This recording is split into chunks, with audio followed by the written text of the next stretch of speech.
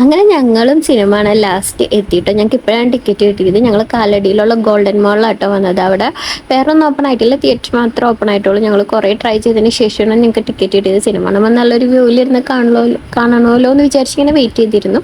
പിന്നെ അവിടെ മുകളിൽ വേറെ കാര്യങ്ങളൊന്നുമില്ല, ആകെ സിനിമ തിയേറ്റർ മാത്രമേ ഇപ്പോൾ ഓപ്പൺ ചെയ്തിട്ടേ ഉള്ളൂ.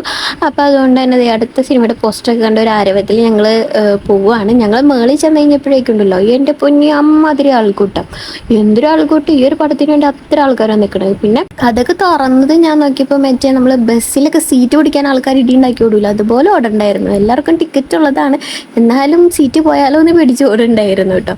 പിന്നെ സിനിമയൊക്കെ തുടങ്ങി. സിനിമയെ പറ്റി പറയുകയാണെങ്കിൽ എന്തിനാ ഇവരിങ്ങനെ ഒരു സിനിമ എടുത്ത് വെച്ചേക്കണം, കരയിച്ച് എൻ്റെ ഉപ്പാടളക്കി അമ്മാതിരി.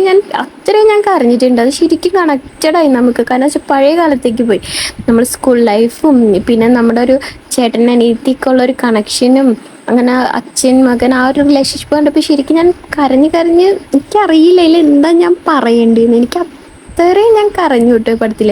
ഫസ്റ്റ് ഹാഫ് അടിപൊളി കോമഡി സെറ്റപ്പ് കാര്യങ്ങളൊക്കെ അടിപൊളിയായിരുന്നു.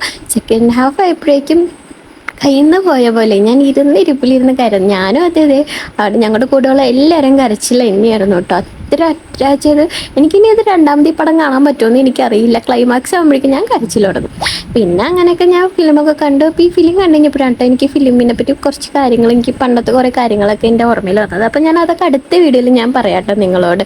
കുറച്ച് കാര്യങ്ങളൊക്കെ ഉണ്ട്. അപ്പോൾ അത്രയ്ക്കുള്ളൂ. Tata bye bye.